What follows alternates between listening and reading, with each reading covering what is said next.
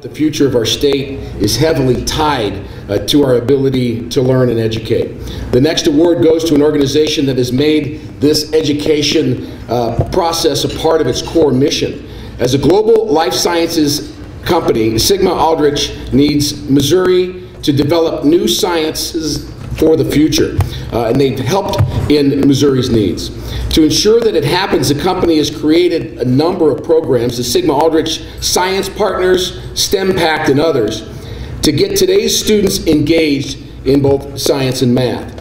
It's a very important mission, and we're excited to be honoring Sigma-Aldrich here tonight. Please welcome George Miller, Senior Vice President, General Counsel, and Secretary of Sigma-Aldrich Corporation.